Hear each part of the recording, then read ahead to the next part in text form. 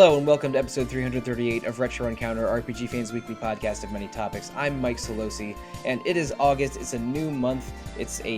We're hitting the back end of summer. We have a lot that we're playing and doing, but instead of taking some time to talk about video games, we're going to take some time to get to know each other a little bit better. Yes, this is the second episode of its kind for Retro Encounter. 2 years ago, we did an icebreaker episode called 3 Truths and a Lie, and here is another 3 Truths and a Lie with 3 new panelists. But before we explain what we're doing exactly, let's introduce that panel, starting with Wes Iliff. Hey, everybody. Also, Niki, Fakhoori. Hello. And making his Retro Encounter debut, Mario Garcia.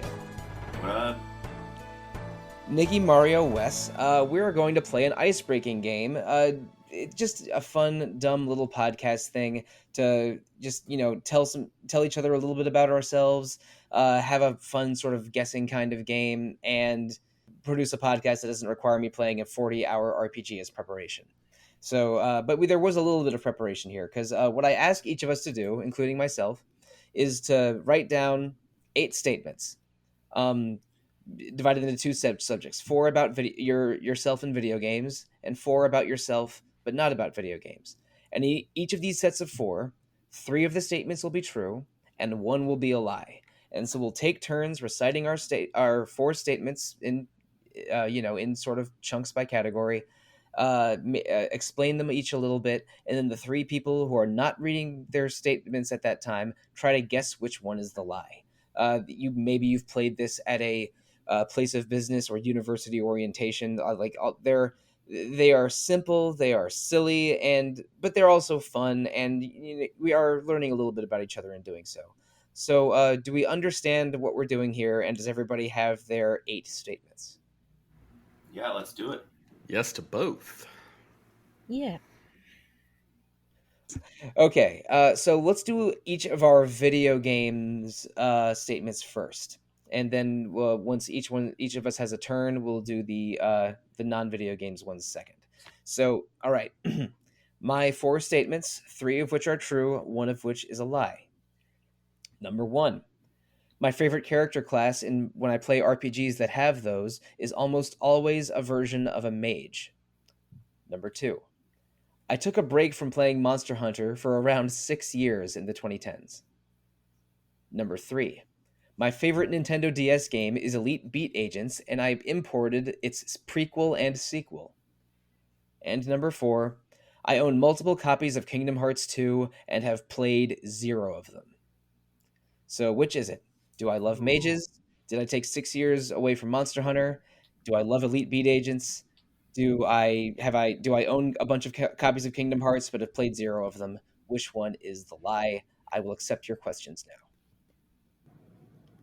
Which is your favorite Elite Beat Agent level? Which song? Okay, You're My Inspiration level is the one that has me cry the most easily, but I really like the Destiny's Child, Survivor, Zombie Apocalypse level. Do you have specific types of mages that you go for, whether they're like... I usually ones with offense. When I'm thinking of games like like Diablo and Torchlight, where my favorite class is always the one that can make it rain fire or lightning everywhere. But when it's time for a boss, I can properly zap them with something single target. I like big showy magic, area of effect and single effect, and I am thinking, but when I'm making a party of like JRPG characters, I like a balanced team that includes a mage, if that makes sense. But I was mostly thinking more Western RPGs where you're controlling a single character. Got it. Okay. And then, was there any particular reason, or did it kind of just happen, the Monster Hunter break? No, there's a whole complicated history there. I played a disgusting amount of the PSP Monster Hunter games, which is how I got my start. And but then when my regular hunting partner moved to Germany and lived there for 3 years, we tried playing our PSPs over a long distance wired connection using something called ad hoc play that was really messed up. But while he was gone, I tried to get into Monster Hunter 3/Try and didn't really like it. So without my Monster Hunter playing buddy around and me not loving Generation 3, I completely skipped Gen 3 and Gen 4 and didn't get back into Monster Hunter until World in 2018. Likely story. I went back after playing World and did play one of the Gen 4 games, Monster Hunter Generations, in fact, or Double Cross, whatever you want to call it. But I did not play that one in the moment. It was like I said 6 years, but I'm estimating a little bit. It's something like 2012 to 2018 ish is when the break happened. Which versions of Kingdom Hearts 2 do you own? I have a copy from PS2, and I think it's a cheap one. I think it's a greatest hits. And then I have the 2.5 version for PS3. And how I played Kingdom Hearts 1 for the podcasts a couple years ago was the 1.5 on PS3. And then more recently, maybe a year or 2 years ago, I got the PS4 Story So Far collection, which also has Kingdom Hearts 2 on it. So I have 3 copies of Kingdom Hearts 2, but I've never played it. I was a bit of a Kingdom Hearts avoider for many, many years, and only more recently have I thought about replaying it, maybe with the podcast. I wish you were worse at lying, Mike. I'm bad Yeah, at all lying. those answers were pretty solid. I'm bad at lying, but I'm actually okay at improv. So the only situations where I can lie reliably at all are when I'm playing games. Fortunately for me, unfortunately for you. You just got to twist your thinking a little bit.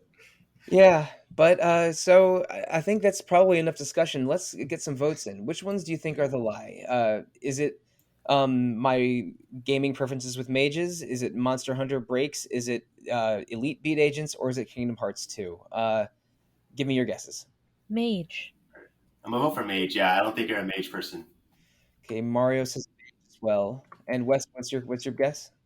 That's what I was going to say too. Now I'm sitting here like strategically double thinking, but no, we're all on the same page. Let's say the right. mage.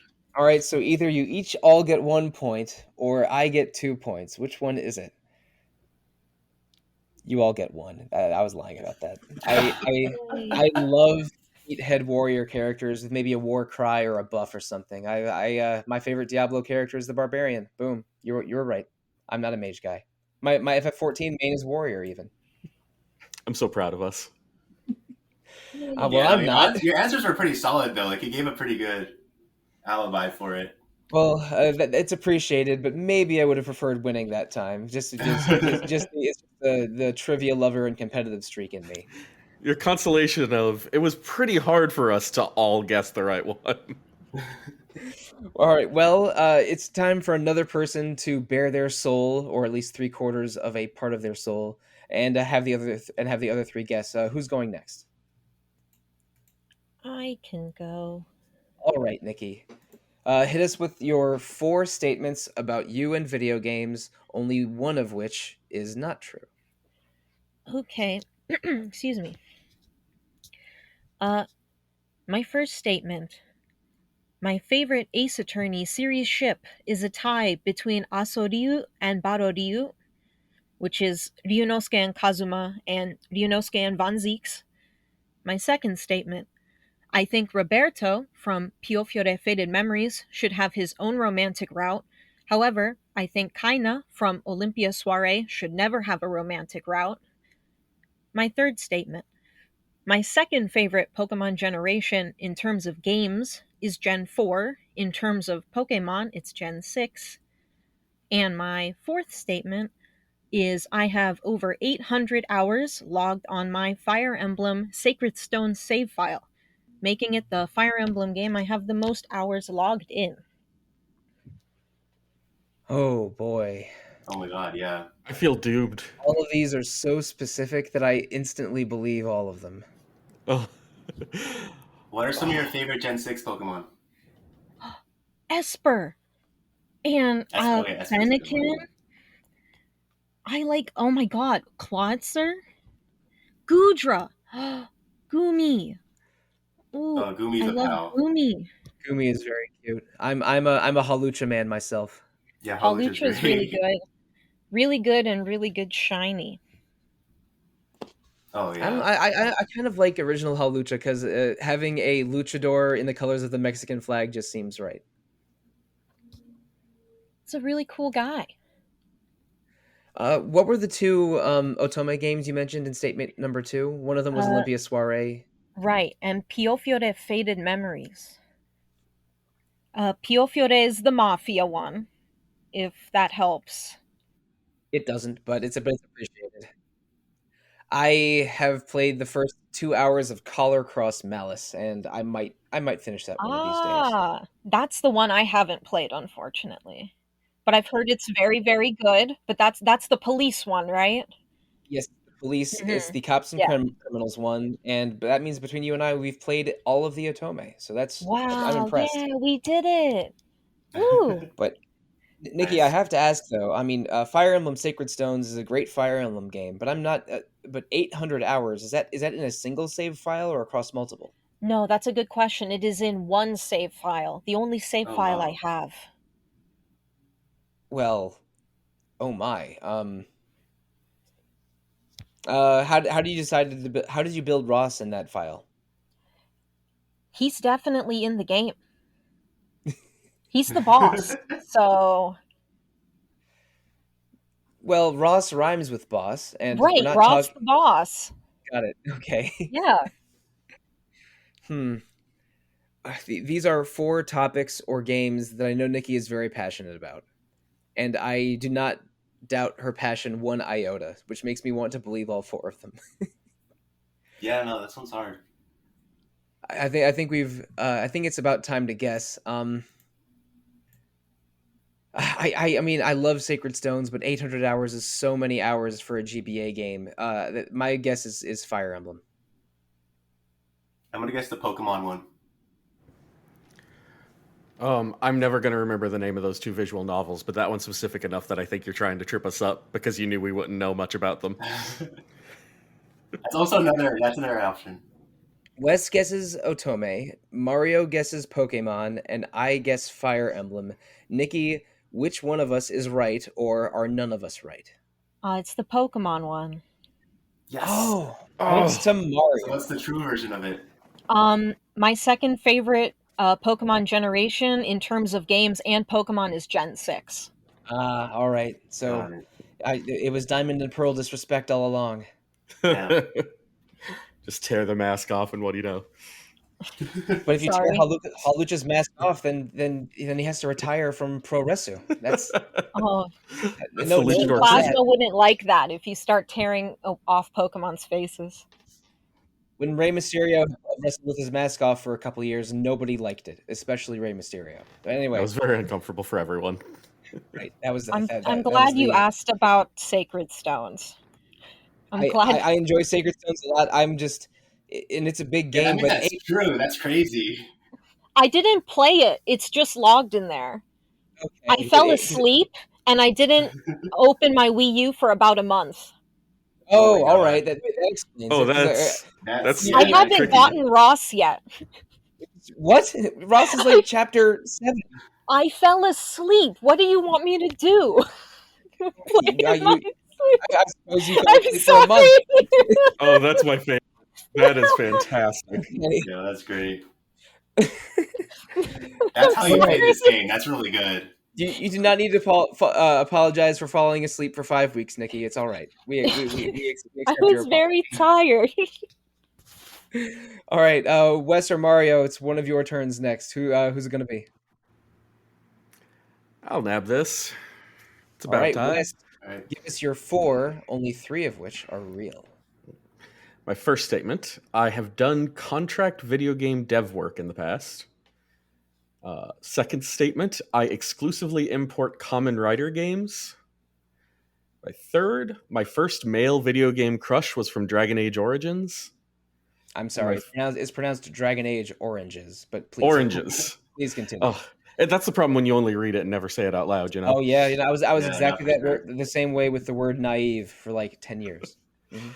And my fourth: I once completed Tales of Eternia in a single sitting. Well, okay. Now, Wes, I might be uniquely attached to all of these, probably being the only person here that's seen hundreds of episodes of Kamen Rider, besides yourself, of course.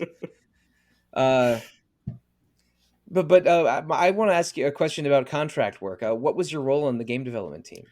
I did some independent QA for a game whose name I will talk about off mic because I had interesting experiences with it.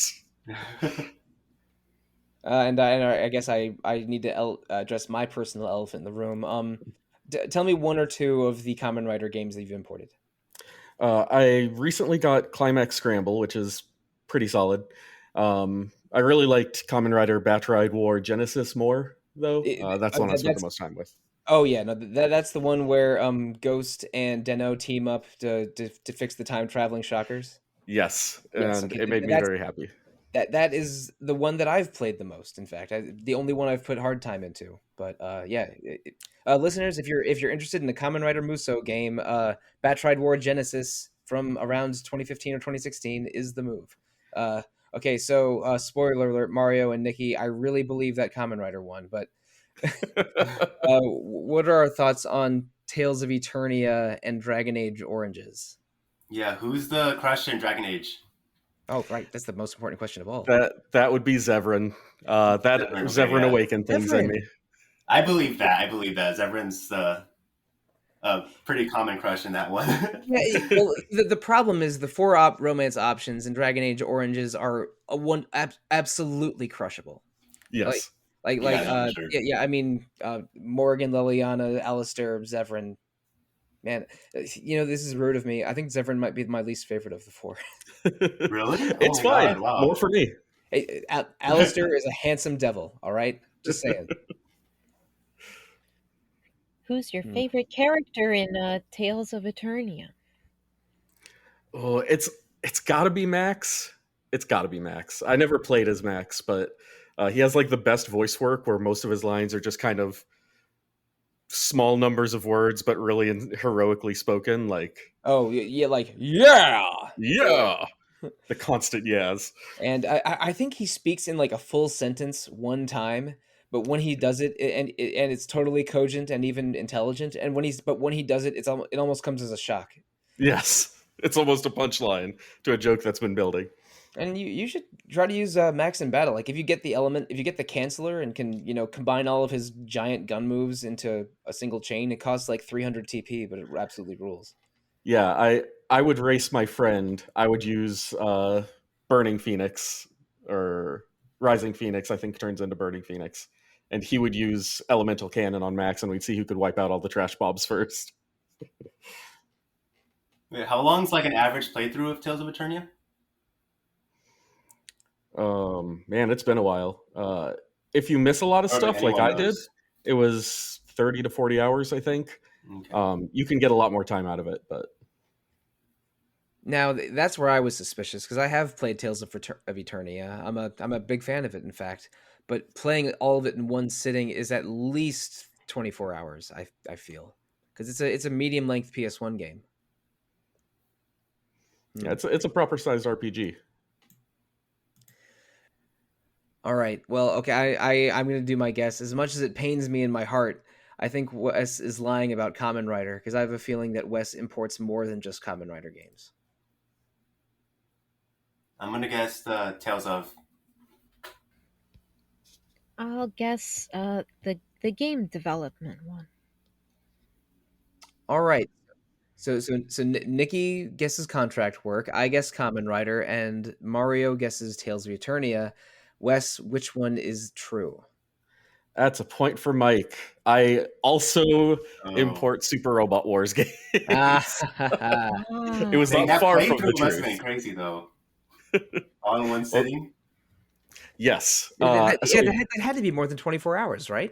It was. I did this in high school with my best friend during summer break. My mom was out of town for like a week on business, so we had the place to ourselves. And actually during that, the heat shut down in my house. My house was always the hangout spot because there wasn't a lot of parental supervision.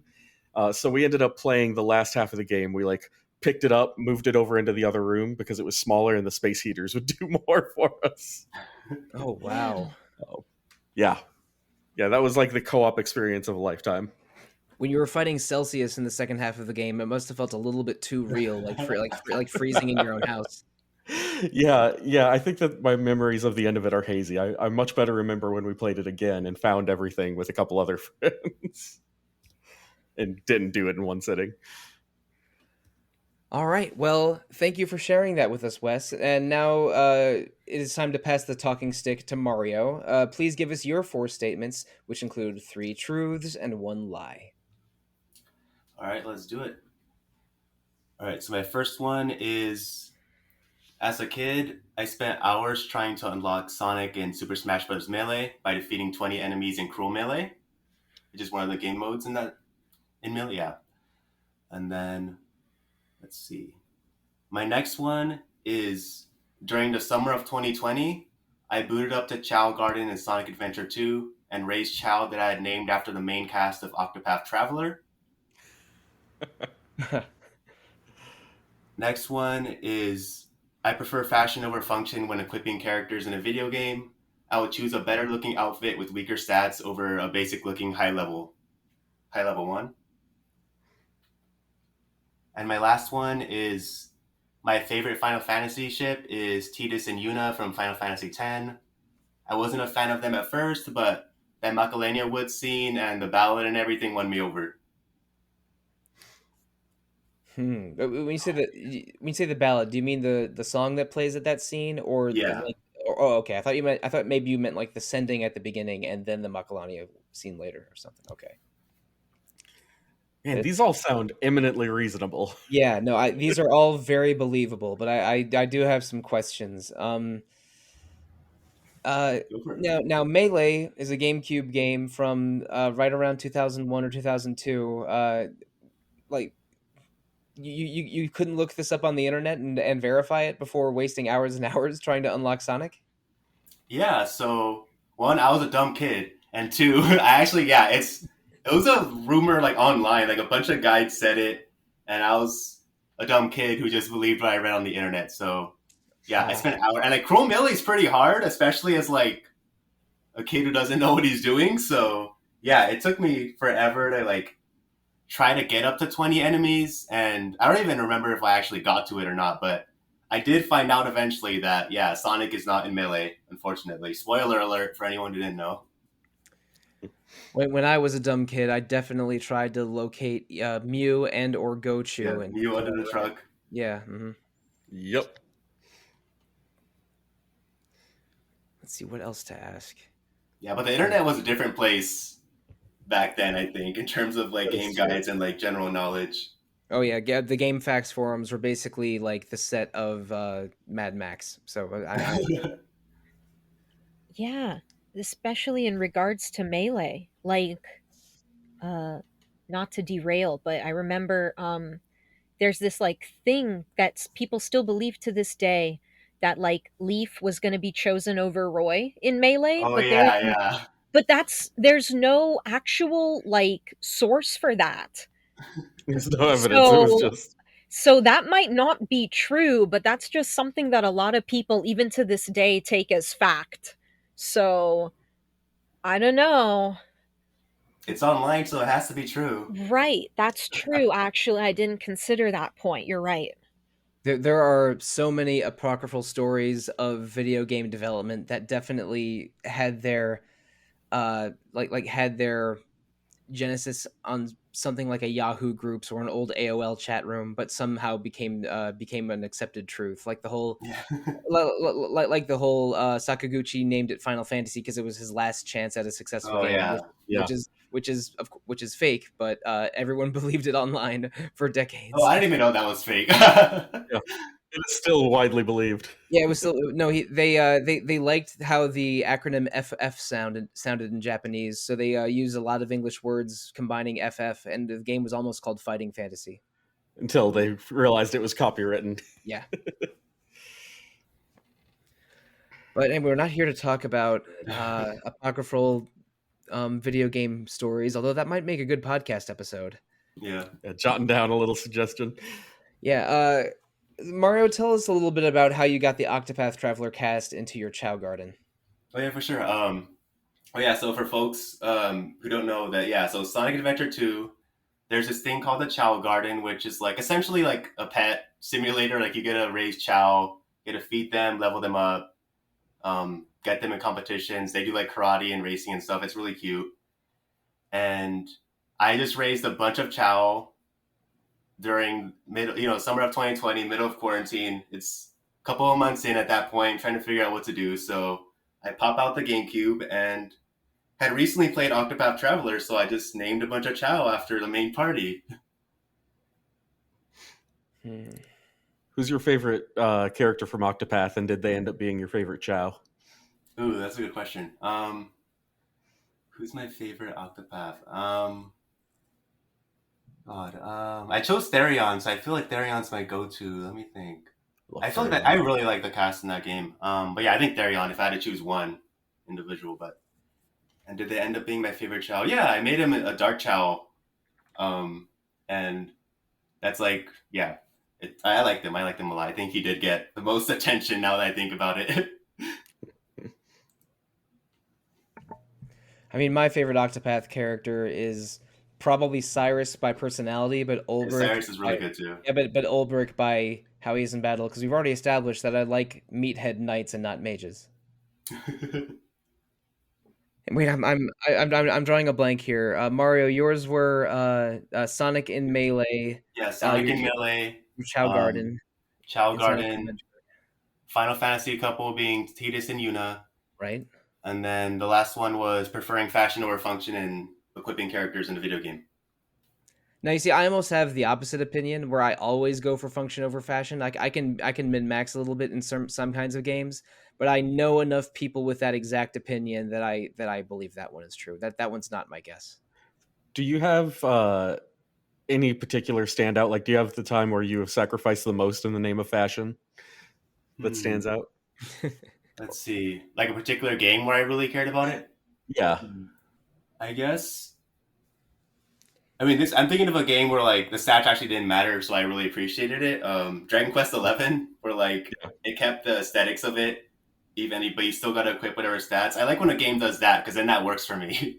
Yeah, where you're allowed to like keep it as a layer after you like it's a separate layer or glamour, and so you can get the function and fashion at the same time. I know. Yeah, exactly. And like fashion could also be very loosely interpreted. Like if I want to go fight God with like a fish or something, like I consider that fashionable over equipping like the God Slayer sword or whatever you should be equipped at that point.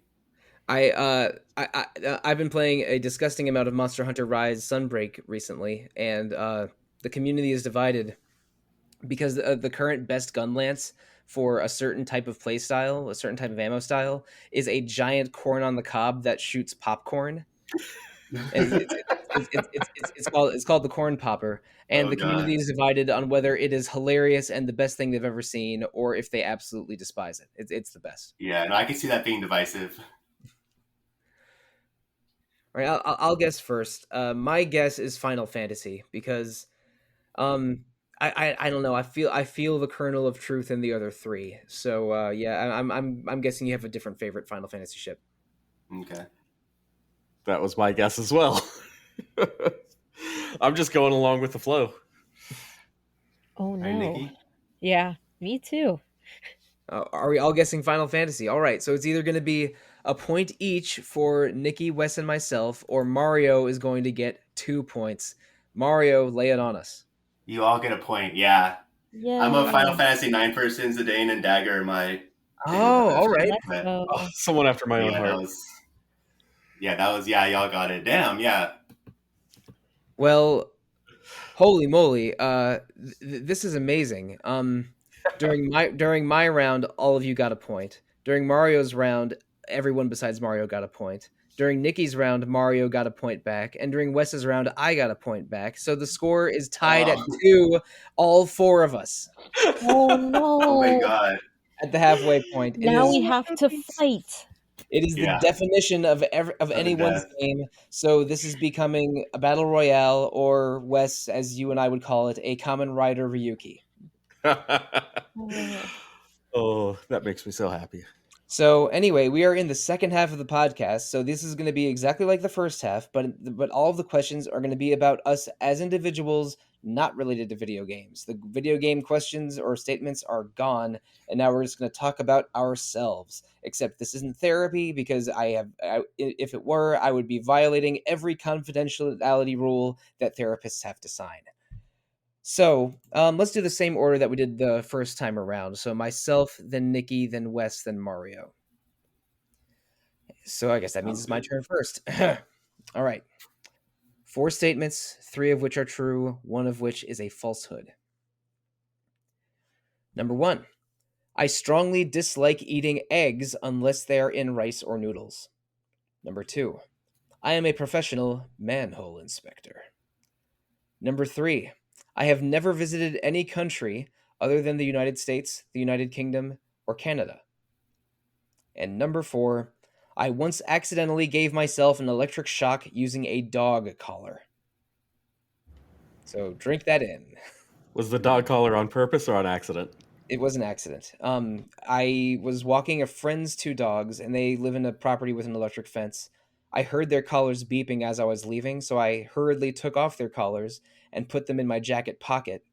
And then when I crossed the electric fence barrier, one or both of them shocked me right in the navel. And it felt like a very sudden, weird, hot needle. Oh no. That's not safe. And the dog owners that I was visiting, after I told them what happened, it was the hardest I had seen them laugh in my entire life. If you could, where would you like to travel? Well, I can speak some French, so I would love to go to France or Belgium. Japan is very high on the list, especially since I've toured 6 Japanese cities thanks to the Yakuza video games. And my American heritage is Irish and Hungarian, so I would love to visit Ireland and Hungary someday. Okay. Those are the let's say France, Belgium, Ireland, Hungary, Japan. Those are my 5. Can you give me that first statement again? It's a little jumbled in my head. Sure. I strongly dislike eating eggs unless they are in rice or noodles. And I'll clarify that a little bit. If there's a bit of fried egg and some fried rice, or there is a hard-boiled egg in a bowl of ramen, I will eat those, but I just really don't like things like scrambled eggs or omelets or breakfast eggs. I'm not an egg guy. But if there's egg in noodles or something, then I usually barely even notice it. See, I believe that one because I'm very much the same way, and I don't know, we end up lining up on too many things. So. Yeah, Wes, you and I share too many opinions. Sometimes it's a little strange. It's a problem. I almost included a Common Writer fact in here, but I thought I realized it would be unintelligible to 99% of our audience. So I'm making it a goal to bring it to every episode I'm on from now on, so just had to keep it going. Well, I'm down to expand upon it because I have seen a disgusting amount of Common Writer. But yeah, any other questions about these statements? I'm struggling because I know manhole cover inspector was a job, but I'm questioning if you had gotten a change because I feel like I remember that conversation. Also, my memory's real bad. I will clarify this for you. I work for a sewer company or a local public works office, and I don't inspect manholes anymore. But connecting and mapping and diagramming manholes is something I very, very much do all the time. So I still consider myself a manhole inspector in spirit. If in technicality I'm not out there performing inspections anymore. But I mean, you show me a manhole, I will pop that open 22 inches wide and tell you all about it. So at least I'm not going crazy. I do remember some conversations from time to time. So eggs, manholes, English-speaking countries, or electric shocks with dog collars. One of those is not true. Are you ready to guess? I vote egg. Nikki guesses eggs. I vote the travel one. Wes. Yeah, I was leaning towards the travel one too. Okay, so both Wes and Mario go for travel. Is that correct? Correct. Yeah. That is a point to both Wes and Mario. Woo! Oh no, I have been to egg. I I almost guessed the egg one. The egg one was my second guess. I don't like eggs. I It's fully true. believed I it. was It, thinking that you were gonna say like I can't even eat them in noodles. I thought it was like that angle. no, like That would be I have tried a hard boiled egg on its own, and I find it gross. But if you put a hard boiled egg in a bowl of ramen, I'm gonna eat that hard boiled egg. It's just it's just the fact of the matter. yeah. It gets marinated in something tasty. It is a little hard though if I go to a place that serves breakfast or something, and I don't want waffles or pancakes. Finding something without eggs on the list can be a little bit challenging sometimes. Yeah, Yeah. that's why I learned to accept them in breakfast burritos. Oh, I've tried breakfast burritos with eggs, but it's a like one time I remember finishing it out of politeness, but it's not my bag at all. Fair. But anyway, it is not time to discover what's in my bag. Nikki, it's time for you to open your bag of tricks. Give us 4 statements about yourself, 3 of which are true, 1 of which is a falsehood. Okay. My first statement. Growing up, my dream jobs consisted of veterinarian and maritime disaster historian. My second statement. I've seen REO Speedwagon, Imagine Dragons, and Weezer, among others, live in concert. My third statement.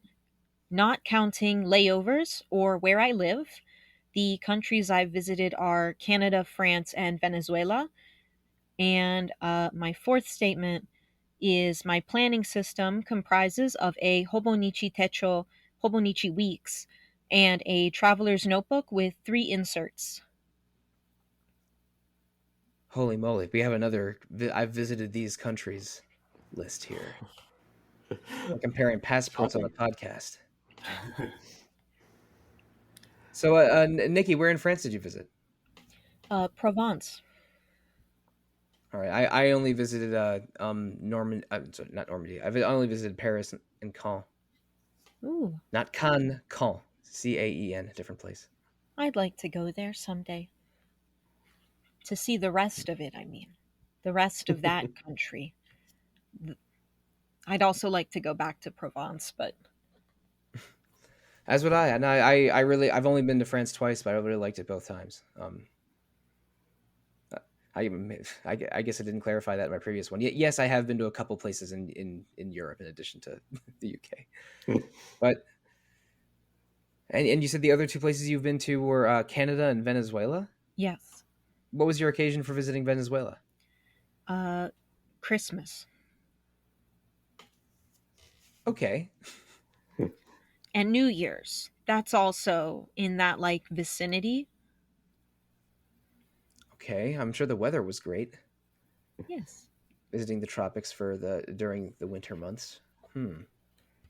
Let's see. What's an interesting historical event that's maritime related? Like I was like looking besides the Titanic, right? Oh, okay, There yeah, was that's always a good one one, yeah. and I can't remember the name of the ship, but it was this one where the ship just kind of caught fire in the middle of the ocean Oh my god. and they think that there was like an escaped convict on there and he murdered the captain and like burned the ship to try to like hide it. I cannot remember the name of the ship, but I remember that being the one that fascinated me the most after the Titanic. That's okay. I'm not sure if that one rings a bell. It almost sounds like an amazing ocean version of Con Air, so I'm down. Did the convict like get away? I I think he was one of the few survivors. Yeah, oh my god, wow. Okay. What instilled like that desire to be, maritime historian in you, like, growing up? I mean, that sounds pretty cool. Yeah, Mhm. I think it was like I just got this like hyperfixation with the Titanic and researching it. This was before they found out that like the fog on on the ocean was part of what made it like impossible for the signals to be read by like other passing ships. Um and like I think I just kind of got a hyperfixation on that and like the how there was that one book that was written like 100 years before or something that almost exactly turned out to be what happened to the Titanic. And then just doing a big old Wikipedia run through and then clicking all these links and seeing, wow, uh, ships are scary. Scary things happen on ships. That's not just, the big one, the Titanic, right? And then I think just like hyper fixating on like all those different kind of things and just how like tragic but also just very fascinating it all is. What's your favorite kind of animal? My favorite animal, Yeah. I think probably cats. They used to be snakes back then though, when I wanted to be a vet. I do have. I don't want to say this is my favorite maritime disaster, but I do have a favorite fact about maritime disasters. Before the BP oil spill, the worst oil spill in North America was the Exxon Valdez in Prince William Sound in Canada. And after that crash, it was banned from sailing in Canadian waters ever again. But it still was an oil tanker for another 30 years after the accident. Oh They just wow. they just Oh goodness. they just renamed it the Sea River Mediterranean and hope nobody noticed. Oh wow. Ah, okay. Yeah. Nobody follows up on oil spills, so they were safe. Yeah, it turns out building giant oil rigs is expensive. So so like recommissioning the worst one ever was better than building a new one. Wow. Huh. What was the name of your planning book and the other devices you had with it? Um, a Hobonichi Techo, a Hobonichi Weeks, and a traveler's notebook with 3 inserts. See, that is so ultra specific that either it's 100% true or the twist will be that no, but my notebook has 5 inserts. So I do not know which way it could go. Well, you Hmm. can ask me any questions. You have unlimited presses. I won't penalize you for pressing. I mean, but you picked basically three bands from 3 different decades for those concerts you visited, which is Hmm. probably intentional. um, what's your favorite REO Speedwagon song? Um, yeah, I can't fight this feeling anymore. I've forgotten All what right, I've yeah. started fighting for. It's time to For me, bring the ship into the shore. Do you get it? Oh my god! Like I the understand. I the would recite boats. lyrics. I would recite lyrics. But my favorite REO Speedwagon song is the piano solo from "Keep on Rolling." So yeah, Wow, not the whole song, just the piano solo. It's that's excellent. fine. Yeah. So my name is Jonas. No, I'm sorry. My name is Mike Sollosi. I think it's time that we try to guess which of those statements is a lie. Huh. I have a feeling that Nikki is a little bit more well traveled than she lets on. So my guess is the countries she's visited. I'm gonna guess the concerts. I'm guessing the planner. That's very specific, and it's a double-edged sword. Nikki, which one is the lie? It's the planner. Ah, Damn. point for Oh, vindication. in Yeah. Nikki round part two. So what are your travel accoutrements for when you're visiting Venezuela or France? Wait, what does that mean? You should learn words like accoutrement if you ever want to go back to Provence. But Oh, it was horrifying when I landed in the um in the airport and I was like, "Oh no, what if I say a Spanish word instead of a French word on accident and they think I'm being rude?" Oh, it was so scary. now I am not denying your feelings, Nikki. But if you have a conversation with someone in Paris, I promise it's them that is being rude and not you. I promise that Okay. that is how that transaction is going to happen. Oh no. Actually, when I was in Paris, I was a teenager and I was trying to speak French and get around the city that way. And the French people actually were very kind about it. Like Parisians are very rude if you try to just get by only speaking English. But if you Mhm. go at like make an effort and are polite and speak French a little bit, they love it and will be totally helpful. It was at least that was my experience as a 15-year-old. Yay. So Wes gets the point in the Nikki round because Wes can identify Nikki's uh, traveling planners better than Mario or I can. But Wes, it's now your turn to share 4 statements about yourself with us. but I give you permission to lie once. Well, I'll see what I can do. Number 1. I have taught my daughter to imitate Matt Berry's voice despite her having no idea who Matt Berry is. Another way in which we're similar, because Matt Berry of the IT crowd and what we do in Shadows has the best British accent of all time. It's amazing. It's amazing. It is a work of art. Number 2. My wedding recessional was the Final Fantasy Victory theme. Number 3. The first concert I ever went to was a Styx concert that I was working at. And number 4, I have been reprimanded for singing at work multiple times. A very musically themed set from Wes. Yeah. It is, oddly enough. What are some songs you like to sing at work? Well, the one that I got in trouble for at my my second job, which was a Mongolian grill, we got very bored one night, and it was very busy, and we were hot and we were exhausted. So we all just kind of started singing the SpongeBob SquarePants theme, which is a theme for a show I had never seen at the time. But everyone else was singing it, and I figured I might as well sing it too. And apparently, you're not supposed to do that. Wow. Fortunately, there's not a ton of lines to memorize. Yeah. Yeah, it ends up being very easy if all you're doing is the round. But that was the most fun I had. What was your situation working at a Styx concert, and how old were you at the time? So at the time, I was, 14, 15? I worked at a local place called the National Cattle Congress that puts on a lot of events. And a lot of the events that I ended up working at a little later in my tenure there were concerts. I actually ended up working the concessions and then went out into the audience with, like, the old-fashioned, hung tub, I don't even remember what they're called anymore, of drinks and stuff to try to hawk them in the concert. And while I was doing that, I was able to see the whole thing and get my first contact high. So, Huh. Well, contact high at a Styx concert 20 years ago or so. That checks out. yeah, it feels almost like a cliche at this point, but I'm a little stumped. Anyone else have any questions? Was it just the little fanfare, or was it the little music part after it for the victory theme?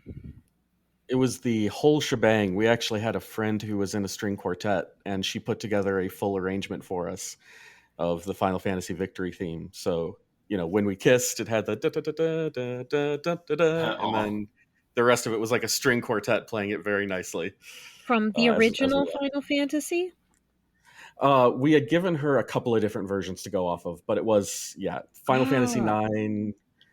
We'd given her, and then but it was the original Final Fantasy, so it was like FF12.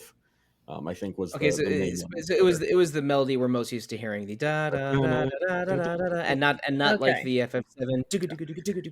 I was not Okay. the one who sent in the music. That was my wife, because it was her idea. Oh, okay. And she will punish me if I ever do not lead with that. Fair. Okay. And if I had an outsized influence over a tiny human, I might also try to have them say something like Matt Berry. I can totally see that. It's too on point. Is it her calling you father? Father? It is. It is perfect. I started calling her daughter, and she started yelling father. Perfect. Oh All right. my God. That's how we greet each other to this day. I even guessed the scene. I cannot believe it. We did not prepare this ahead of time, listeners. I promise. It is a problem. Yeah. Okay, so now I definitely believe that one. Okay, I think I'm ready to guess. Do you have any other questions, Mario or Niki? No, I think I'm good. I'm ready. Okay, my guess is the Final Fantasy wedding theme, because I just have a feeling you played a different video game song at your wedding. Is my only hunch there. So yeah, I'm guessing Final Fantasy wedding. I'm guessing concert. I'm also guessing the Styx concert. All right, so Wes, was it Matt Berry, Styx concert, Mongolian grill, or Final Fantasy wedding? It was singing at work multiple Oh, times.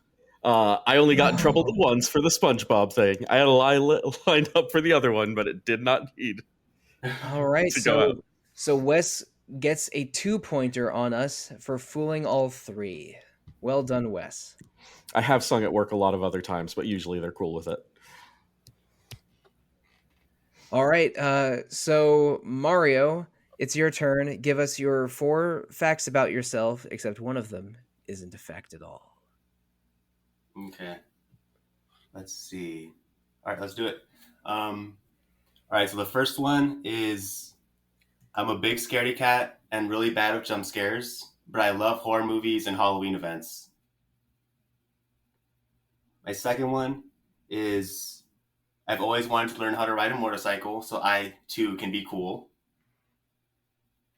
My third one is I was involved in theater throughout high school and college. And my fourth one is that I'm an avid fan of the High School Musical series, including High School Musical, the musical, the series on Disney+. Okay. So Mario was a theater kid who enjoyed High School Musical as well as being in High School Musicals, who had motorcycle dreams and loves getting scared at Halloween. Yeah, that's But right. one of those is all wrong. It's tricky because two of them feel like they would reinforce each other. Because I mean- I was a little bit too old for the well, too old's the wrong term. I was not. I was older than high school when the High School Musical movies came out. I don't think I've seen any of them straight through to the end, which is weird because I genuinely like Zac Efron. Like I saw him in Hairspray and Firefly and Neighbors and a bunch of other stuff and thought it was great. But I'm not a High School Musical guy. But Mario, you'd be exactly the right age for seeing those as a young person and possibly loving them. And I do know people that get scared easily and are somewhat high strung, but love getting scared at scary movies. So that tracks too for me. What's your favorite theater experience that you had kind of growing up doing all kinds of stuff? Favorite theater experience. Yeah, so in college, I was in a performance called the Me Too Monologues, which was like this mental health focused thing. We wanted to highlight experiences that students were going through on campus. And basically, one of the monologues that I performed was, well, I guess this kind of gets into kind of content warning territory. Yeah, so content warning for like anxiety and stuff like that. But yeah, so one of them was about a student's experience with an anxiety attack. And I guess that experience was, I don't know, I feel like being able to relate to other people and like seeing that like mental health isn't just like this thing that only like, I don't know, I feel like it's a very isolating issue and topic that a lot of people don't feel comfortable talking about. So I think getting that sort of validation and experience was really important for me. So yeah. I definitely believe that part of it. But the statement, Mario, the statement was you were you were active in theater in high school, correct? Yeah, high school and college. High school and college, all right. Maybe he was active only in high school or only in college, but the story about the anxiety monologue is true. That's where I'm beard stroking literally right now. Are we getting bamboozled? Flim-flammed. Mario, was there an event or a memory that inspired your interest in motorcycles? Motorcycle Memory sounds like a good subtitle. That does sound like a good subtitle. Oh, Motorcycle Memories about a young woman who meets a bunch of cool biker guys at a hangout spot.